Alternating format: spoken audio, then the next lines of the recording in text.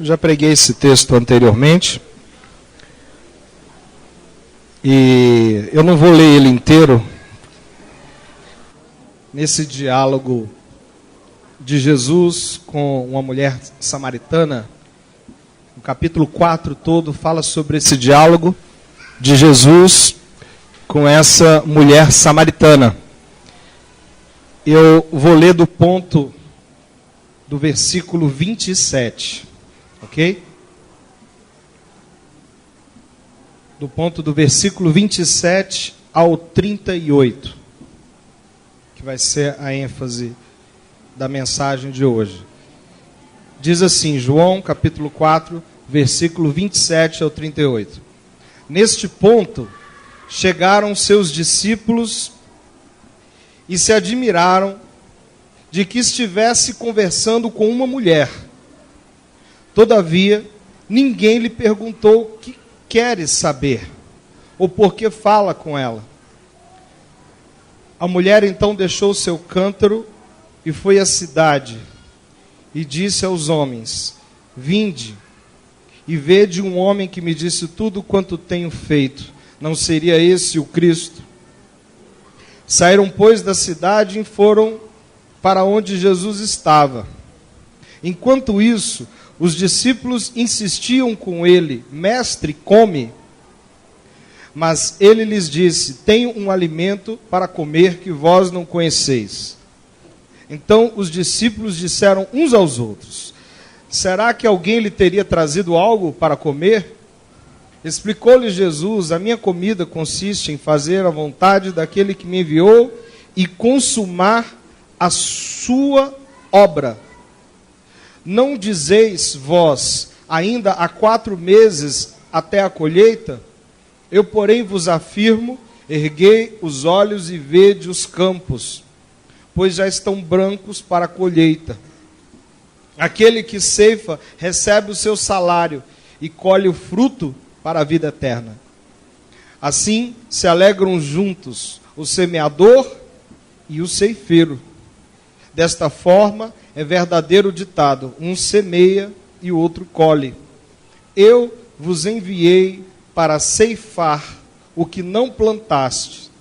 Outros realizaram cultivo e vós usufruístes do labor deles. Feche seus olhos. Pai eterno, nós te louvamos nessa noite, engrandecemos o teu santo nome e agradecemos pela tua palavra, que é verdade, e pedimos que o Senhor venha trazer entendimento, venha nos instruir, venha nos ensinar, venha nos conduzir e nos amadurecer, nos moldar, nos forjar, fazer conforme a tua vontade em nossas vidas. Senhor, cumpre o teu desígnio em nós, para a glória do teu santo nome. Quantos podem dizer amém? Amém. Glória a Deus. Queridos, texto muito conhecido de Jesus com uma mulher samaritana.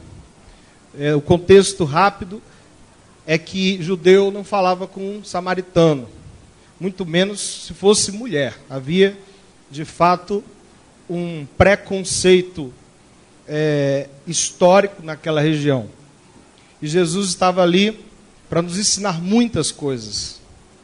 Dentre elas, dentro desse contexto aqui lido, é que Jesus, ele veio ao mundo por causa de uma missão. Havia um propósito, há um objetivo. Ele nos mostra nesse texto seu propósito de forma simples, sucinta e direta.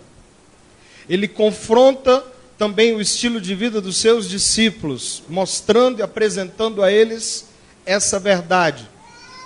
Ele também explica que esse propósito precisa e deve estar acima de preconceitos, deve estar acima de circunstâncias culturais, sociais, seja lá quais forem. Mais importante do que tudo é a vontade do Pai, é a vontade de Deus. Mas, voltamos aqui ao texto. Jesus estava ali, conversando com ela, E os discípulos não entendem aquilo. Eles não compreendem aquelas coisas. E eu acredito que essa incompreensão, ela continua acontecendo nos dias de hoje. Nada que foi escrito deixa de ter uma orientação, ensino para os dias de hoje. Tudo que a gente lê nas Escrituras pode nos trazer ensinamento e entendimento. E com esse texto aqui não é diferente. Acreditamos que nos tempos atuais, assim como aconteceu com os discípulos, há muita nebulosidade acerca daquilo que Deus espera do povo de Deus, dos cristãos. Há muita informação nos dias de hoje do que significa ser cristão. Há muita cultura cristã, há muito estilo de vida cristão, há muito estilo gospel de ser. É até moda hoje em dia ser evangélico, é cult. E todas essas coisas tendem a enfraquecer aquilo que é mais importante no Evangelho e no reino de Deus. E você pode perceber esse diálogo com os discípulos e Jesus. Eles trazem comida, eles estão preocupados com o bem-estar de Jesus. Eles querem que ele se alimente. Queridos, é lícito se alimentar. É justo se alimentar. É correto você cuidar da sua vida. É importante que você faça isso. E os discípulos, eles não agiram diferente. Eles estavam aqui preocupados com o bem-estar de Jesus. Mas Jesus, ele usa esse momento tão forte, tão radical, para nos apresentar algo que precisa ser compreendido de uma vez por todas. Jesus, ele diz que ele tinha um alimento, ali no versículo 32, no versículo 31, eles insistem com Jesus, come, mestre. E Jesus, no versículo 32, diz, eu tenho um alimento para comer que vós não conheceis. E os discípulos ainda assim não entendem o que Jesus está querendo dizer. E eles ficam argumentando entre eles e perguntando, será que alguém já havia trazido comida para Jesus? Isso no versículo 33. No versículo 34 ele diz, a minha comida consiste em fazer a vontade daquele que me enviou e consumar a sua obra. Nesse momento, Jesus deixa claro aos seus discípulos aquilo que é mais importante para a igreja, aquilo que é mais importante para os discípulos, aquilo que é mais importante para Deus, aquilo que deveria ser mais importante para mim, para você, para esse ministério, para essa igreja. Queridos, nada nessa igreja e nada no Evangelho é mais importante do que isso. Nada. O seu bem-estar é importante. A sua vida é importante, com certeza. Mas não é mais importante do que isso aqui que Jesus está dizendo. Organizar a igreja é importante? É importante. Colocar uma placa grande para que todos possam ver. Ligaram os refletores lá? Ligaram? Pela primeira vez ligaram. É importante? Com certeza. É bom ter uma placa ali para o pessoal saber que a gente existe, está aqui? Com certeza. Mas isso não pode ser mais importante do que isso aqui. Placa não pode ser mais importante. Instrumento não pode ser mais importante. Ventilador não pode ser mais importante. Seu bem-estar não pode ser mais importante. Seu almoço de amanhã não pode ser mais importante. Sua comida não pode ser mais importante. Seu emprego não pode ser mais importante. Jesus deixa claro o que é mais importante para ele. Ele diz, é fazer a vontade do Pai. Isso é que me traz fome. É isso que me traz angústia. É isso que me faz ficar sem comida. Refletindo outro tempo sobre a disciplina do jejum e da oração. E algo me trouxe a reflexão, certa vez ouvindo um pregador dizendo que o jejum não deve ser uma prática cristã. A oração não deveria ser uma prática cristã. Mas as pessoas, os cristãos, fazem do jejum prática. E a oração prática. Mas não deveria ser assim. Deveria ser fome. Deveria ser paixão. Deveria ser algo superior à minha prática, à minha conduta. Deveria ser algo superior aos meus instintos básicos. Deveria me mover, deveria me tirar fome. A paixão é aquilo que tira a fome das pessoas. Quando você tem uma paixão, a fome vai embora. Quando você se comove com a causa de pessoas que estão perdidas, qual é a vontade que a gente tem de comer? Qual é a vontade que a gente tem de se divertir? Qual é a vontade que a gente tem de comida? Dessas coisas da vida. Jesus tinha uma paixão. Ele estava aqui na terra por causa de uma paixão. A palavra de Deus diz que Deus amou o mundo de tal maneira que entregou o seu filho para morrer por mim e por você. Tudo isso é paixão. Tudo isso é paixão. Não é uma prática, não é uma conduta, não é uma disciplina. Não é algo que a gente faça rotineiramente. Eu tenho visto que essa paixão tem se perdido. Eu vou tirar isso aqui, meu irmão. Está fazendo um chadinho chato.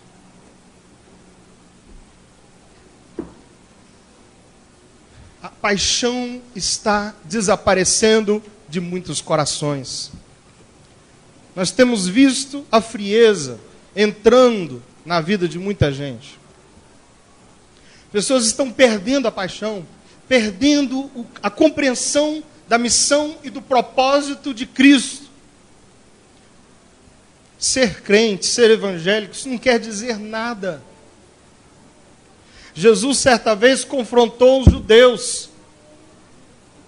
Os judeus, eles tinham uma retórica, eles tinham um orgulho, uma prepotência, uma soberba, de dizer, nós somos judeus, nós temos uma linhagem santa, temos por pai Abraão. Eles se gabavam porque tinham uma linhagem santa, era um povo escolhido, um povo eleito. E a grande verdade é que a palavra de Deus diz, não venham vocês dizendo que temos por pai Abraão, porque Deus pode transformar essas pedras em filhos de Abraão. Ou seja, essa retórica, esse orgulho, isso não vale nada diante de Deus. E o mais incrível, sabe qual é? É que eu vejo o povo de Deus, os cristãos, os evangélicos hoje, usando a mesma retórica dos judeus. Eu vejo muito triunfalismo, somos crentes, filhos de Deus, ninguém pode ir comigo, o diabo não me toca. E acha que o evangelho é só isso. E pensa que é só isso. Oh, meu irmão, não é isso. Não é isso. Quem está preocupado com o diabo? Quem está preocupado com essas coisas? Quem está morto para esse mundo não se preocupa com isso. Não há necessidade desse tipo de triunfalismo, dessa retórica toda. Não há necessidade de você se gabar que sou crente e bater no peito, sou filho de Deus. Não. Graças a Deus por ter sido salvos. Graças a Deus, porque Ele nos resgatou, nos salvou, colocou consciência em nós, mas não é isso que sustenta você, não são essas retóricas, não é esse tipo de coisa, não é de verdade. A nossa preocupação é outra, a nossa fome é outra.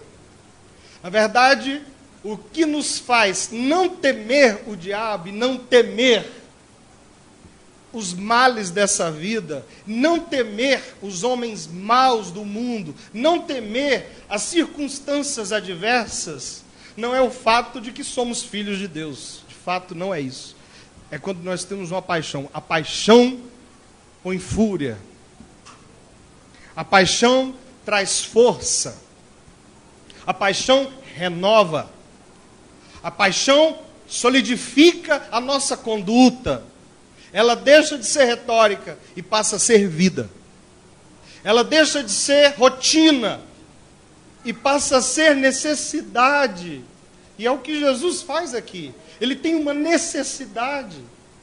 Ele precisa disso. É maior do que ele. É algo que o levaria para a cruz. É algo que o deixaria sem ação, mudo diante de acusações, infâmias. O deixaria absolutamente como um cordeiro diante da injustiça. O faria ser fiel a Deus nas circunstâncias adversas. O levaria a acordar nas madrugadas para orar, buscar, clamar.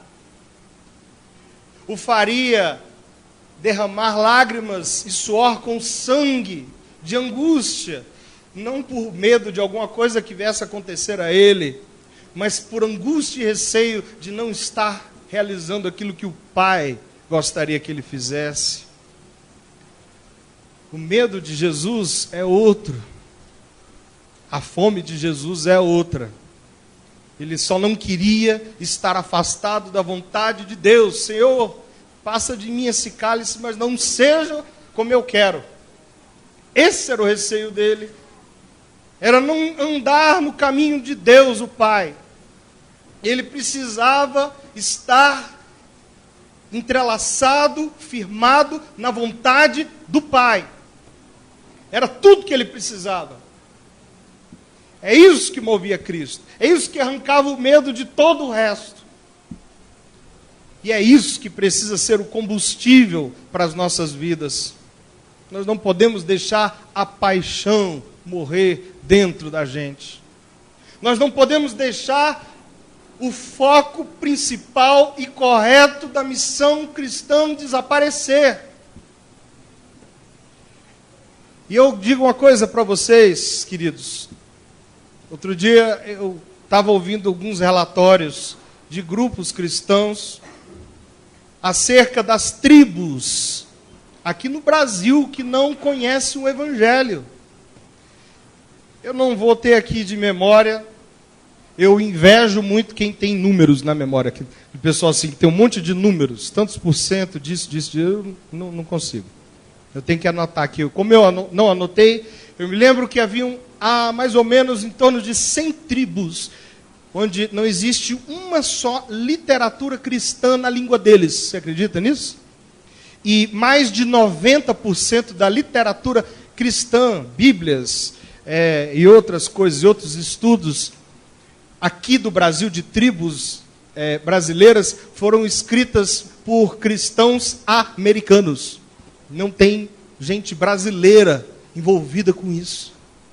Não tem gente do Brasil fazendo essas coisas.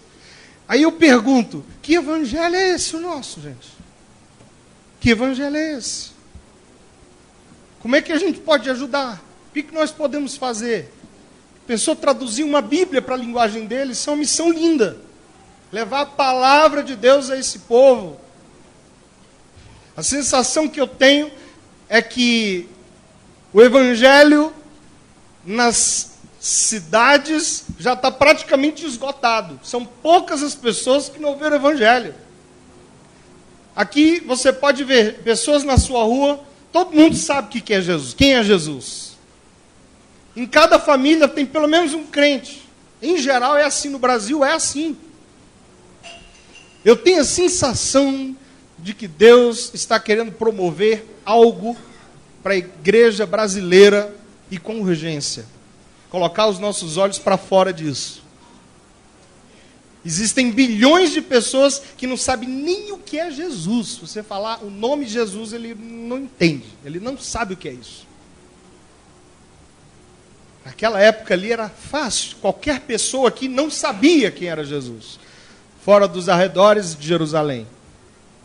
Era fácil pregar o evangelho. Poucas pessoas compreendiam e sabiam quem era Jesus. Hoje, nos tempos modernos, o mundo ocidental sabe quem é Jesus. Com exceção de algumas tribos. Com exceção de alguns povos que estão distantes dos meios de comunicação. Eu creio, queridos, que nós precisamos começar a orar por essas pessoas. Eu creio que nós precisamos começar a ter compaixão por essas pessoas. E a pensar de verdade, a servir essas pessoas. Pelo menos por algum tempo, precisamos ir a essas pessoas. Enviar algumas delas. Ir nós mesmos atrás dessas pessoas. Mas aí eu me deparo com uma outra realidade. A gente às vezes fala sobre missões, a gente fala sobre pessoas não alcançadas, mas há um peso e um cansaço do cristão moderno, até mesmo em evangelizar o pouco que resta aqui, próximo a gente. Há um peso, há uma dificuldade, há algo que está travando e bloqueando, e esse algo que trava e bloqueia é a frieza se instalando e matando o testemunho de Cristo. Por causa do evangelho moderno, o evangelho da prosperidade, o evangelho do bem-estar, o evangelho do egocentrismo, o evangelho onde Deus faz tudo por mim, mas eu sequer olho as necessidades do meu próximo. Então, como que a gente pode falar em tribo, se o meu vizinho não sabe nem que eu sou cristão? Como que eu posso falar de tribo, se nós passamos os nossos dias insensíveis? Outras estatísticas estarrecedoras. Mais de 50% dos pastores do Brasil nunca leram a Bíblia. Mais de 90% dos pastores não têm um devocional acima de 15 minutos, meia hora. Pastores. Eu não vou nem falar de quem não é pastor, porque deve ser terrível. Nos Estados Unidos, fala-se que é proibido falar alguns assuntos em conferências de pastores, como, por exemplo, pornografia e masturbação. Não se pode falar, porque a maioria dos pastores dorme com masturbação e pornografia. Isso é só um pedacinho da coisa, do problema. Como que nós podemos falar de paixão por Cristo, amor por Cristo, se a igreja está sendo derrotada por coisas tão básicas, tão banais, tão pequenas? Como que a gente pode falar de dar, levar a verdade, se a verdade não habita em mim? Como podemos nos compadecer daqueles que estão morrendo, famintos, precisando de salvação, de evangelho, se o pecado tenazmente nos assedia e nos vence? E nos vence. Não tem como ter paixão quando o pecado é a nossa paixão. Não tem como ser fiel se a nossa fidelidade não é com santidade, mas com a nossa impureza. Escute, não estou dizendo aqui que ninguém tem que ser santo e bom, no sentido da perfeição. Mas Jesus, na sua misericórdia, nos livra desses males. Nos livra do pecado. Ele nos livra. Eu não posso, sozinho não, mas com Deus nós podemos. Com o Espírito Santo de Deus nós podemos. Conversando outro dia com o irmão, ele diz: olha, não ouço mais se pregar sobre santidade na igreja. Ninguém fala contra o pecado em igreja. Até porque, se falar muito, o povo vai embora. Não se fala mais. Isso não é a mensagem. Outro dia eu tentei assistir um programa de televisão, uma pregação. Eu não consegui, irmão. Eu admiro você que consegue. Eu não consigo. Não dá.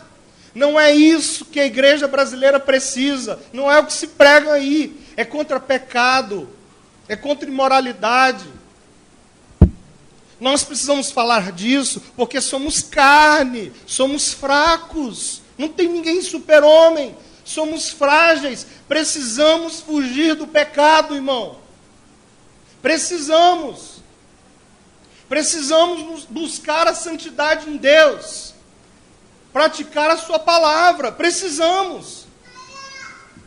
Isso é o começo do evangelho na vida de qualquer pessoa. A mensagem primária que se prega para um homem que não é crente: arrependa-se dos seus pecados.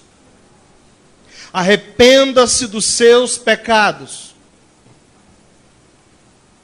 Uma pessoa hoje está vindo para a igreja porque é legal vir, porque o povo é legal. Não é porque ela está arrependida dos pecados dela.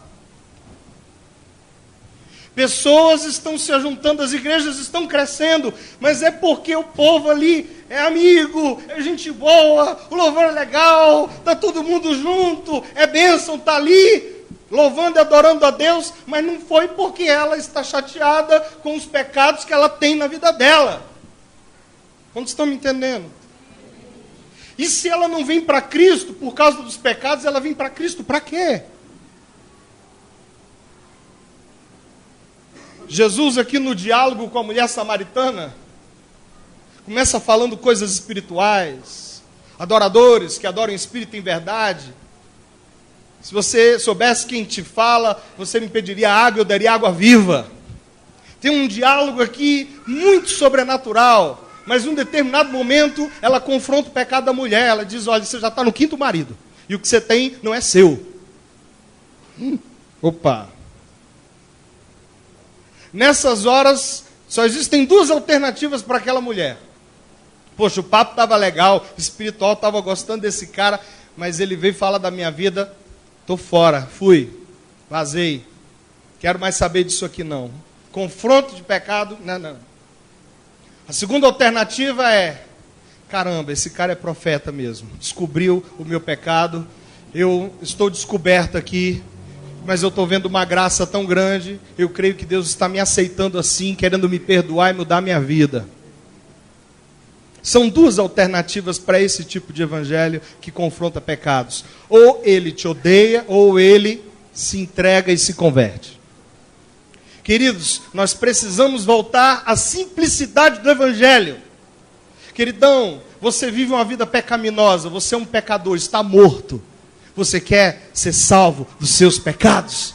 Quer mudar de vida? Quer buscar santificação? Quer ser um homem puro, santo de Deus? Para cumprir o chamado dele e ser discípulo de Cristo? Você deseja isso? Não. Não fale da minha vida. Você não sabe quem eu sou. Não quero saber disso. Deixa eu continuar do jeito que está. Vou procurar uma igreja legalzinha, onde eu possa ganhar um carrinho, uma casinha, um emprego novo. Aleluia. E continuar com a minha vidinha de inferninho. Ou o cara vai dizer: sim, eu sou um miserável pecador, me perdoa Deus, eu preciso de Cristo. Ninguém vai chegar a Cristo de outra maneira. Ninguém pode chegar a Cristo por cima, sempre por baixo em humilhação. Ninguém pode ter acesso ao Rei da Glória se não for por arrependimento de pecados. Entenda isso, igreja brasileira. A igreja brasileira está podre no seu pecado, podre, apodrecida. Por isso não há missão, por isso não há paixão, por isso não há evangelho. Conversei com um irmão de uma igreja grande, rica, que faz eventos imensos, cantores famosíssimos. Eu perguntei para ele: e se tirar isso aí, fica alguém? Ó zoião arregalado. A igreja brasileira está viciada em eventos. Viciada em popstars. Viciada em ídolos. Mas se você tirar isso, ela morre. Se tirar a escola bíblica, o cara não lê Bíblia. Se tirar o culto, ele não se alimenta da palavra. Se tirar os programas, acaba o evangelho para ele. E eu pergunto, isso é o evangelho? É isso que Deus deseja? Aí você vai me perguntar, caramba, passou batido aqui Jesus com a samaritana. Porque de fato, para a maioria dos cristãos evangélicos, o evangelho é só quando Jesus estava lá no sermão da montanha, arrodeado por uma multidão.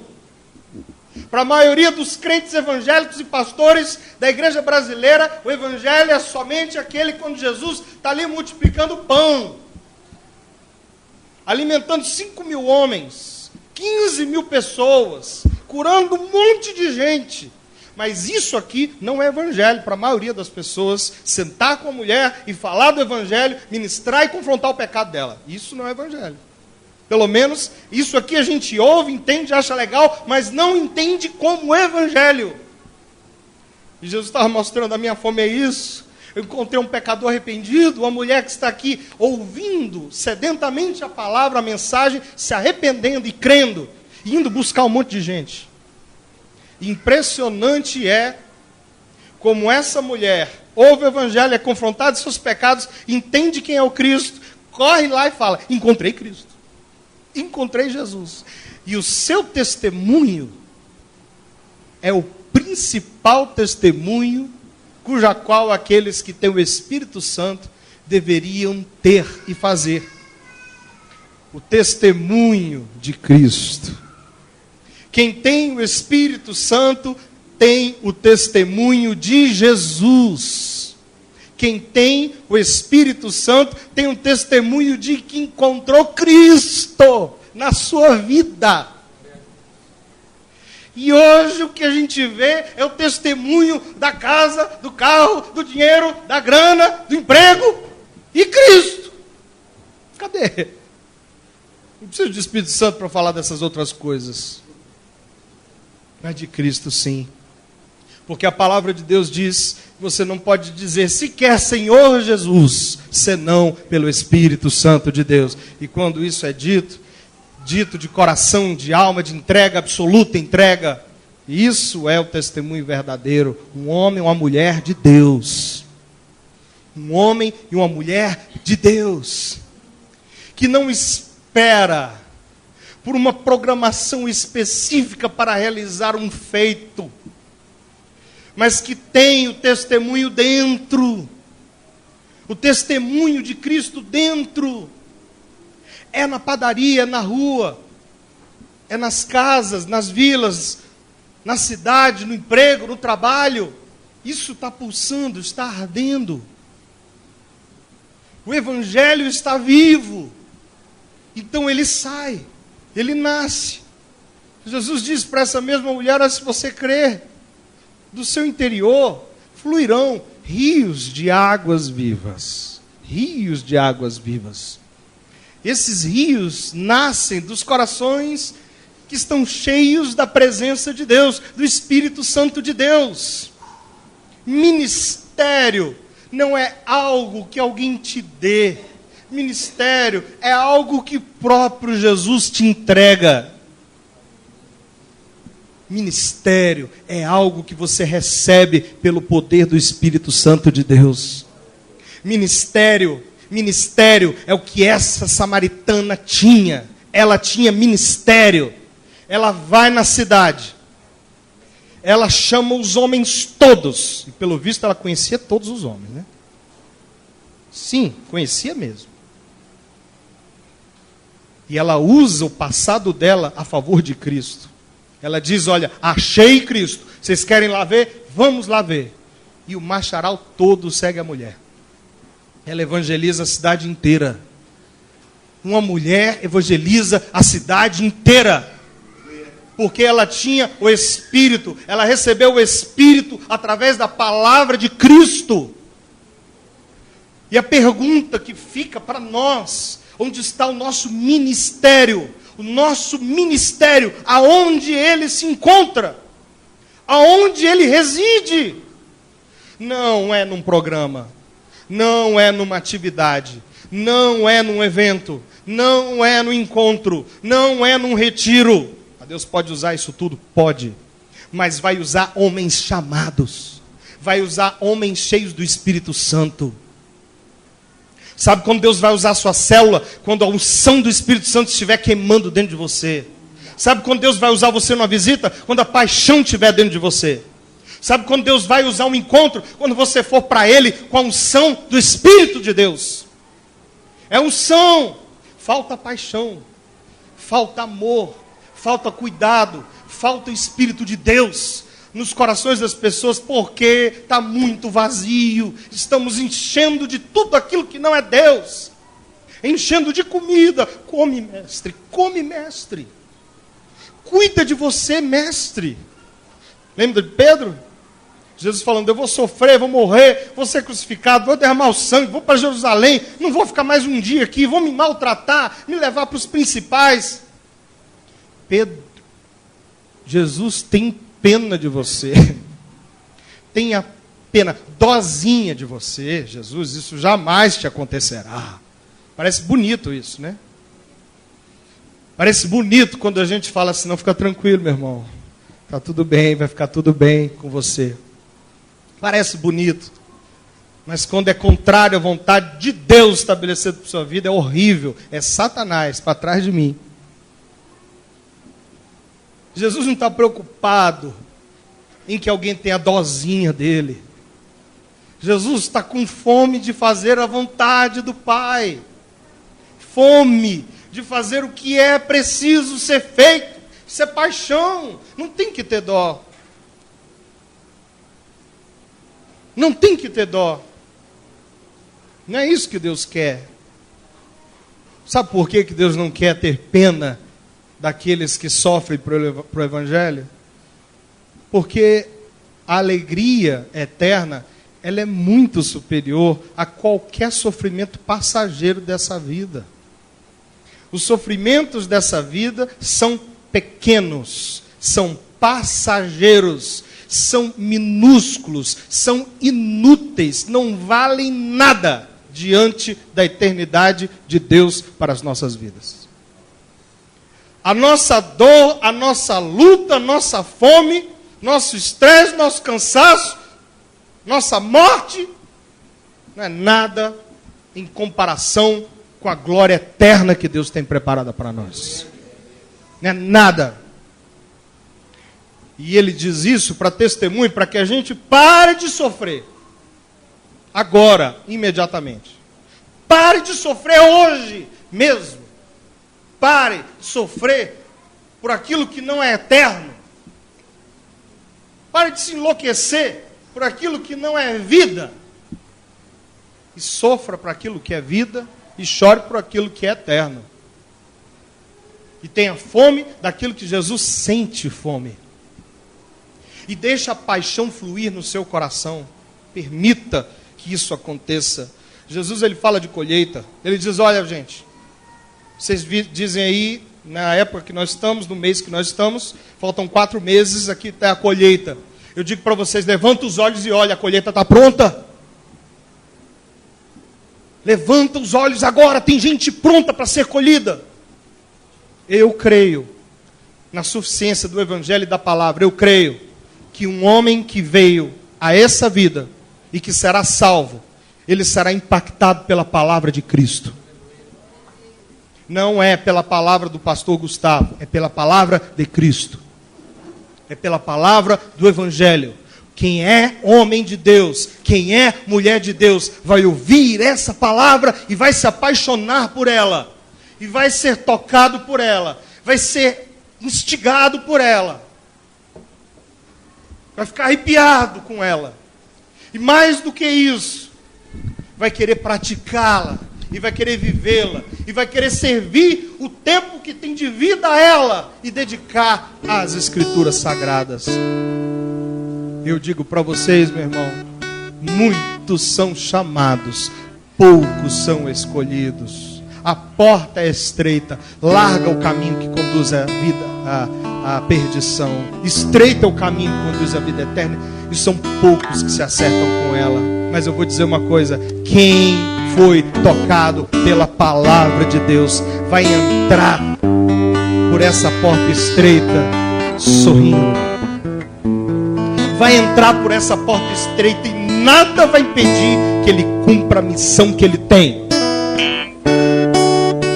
A sua missão, ela está lá onde você está morando hoje. Ela está no seu trabalho, ela está na sua família, ela está na sua célula, ela está na sua congregação, na sua igreja, ela está em todo canto. Basta abrir os olhos e enxergar a colheita. Jesus diz: olha, abre os olhos e enxerga. Filho de Deus, tem alguém que não ouviu o Evangelho? Prega para ele, em nome de Jesus. Prega essa semana, querido, do seu trabalho. Prega Jesus, prega o arrependimento, prega a transformação em Cristo. Prega, irmão, fala de Jesus. Abre a sua boca. Abre a tua boca. Mas fale com paixão, fale com carinho, mas fale a verdade. Não tenha medo. Fale com paixão, fale com carinho, fale com amor, mas fale a verdade, pregue a verdade. Igreja não salva ninguém. A igreja é feita dos salvos. A igreja dentro da igreja dentro da igreja é igreja composta por joio e por trigo. O trigo é trigo, o joio nem tanto. O joio parece, ocupa, mas não tem paixão, não tem vontade de ser fiel a Deus, não o ama, não se desespera, não se entristece pelos pecados, passa panos quentes, mantém a sua vida errada. Meu irmão, vou dizer uma coisa para vocês. Eu sei que essa palavra ela é um pouco dura, mas eu precisava pregar ela. Eu precisava ministrar essa mensagem. Deus está chamando essa igreja para sair desses portões, para sair dessas quatro paredes e resgatar os perdidos, ir atrás das casas, das famílias, das pessoas, de quem precisa. Ah, pastor, mas eu fui ali em algumas pessoas, o pessoal não quer não, vai em outra. Não quer não, vai em outra. Não querem Jesus, não, vai em outra. Vai em outra casa, vai em outra família, prega para outra pessoa, ministra para outra pessoa. Não fica passando panos quentes, a obra não é sua, é de Deus. É de Deus, não é minha. As ovelhas não são minhas, são de Cristo, são dele. Ora, querido, eu tenho a única consciência o seguinte, que uma hora ou outra a ovelha de Cristo vai aparecer e essa está faminta, e ela deseja, e ela quer, e ela chora por isso. Ela vai desejar muito ouvir a mensagem do Evangelho do Reino de Deus. Ela vai desejar demais a palavra de Deus. E sabe o que é mais incrível? É que as ovelhas de Cristo, elas não precisam de muita coisa para estarem satisfeitas. Elas só precisam que se pregue a palavra à igreja. A ovelha só precisa disso, que se pregue a palavra, para que ela se alimente, para que ela saia fortalecida com o Evangelho e que ela vá para a rua ministrar a palavra de Deus. Só isso é o suficiente. Palavra. Mais nada.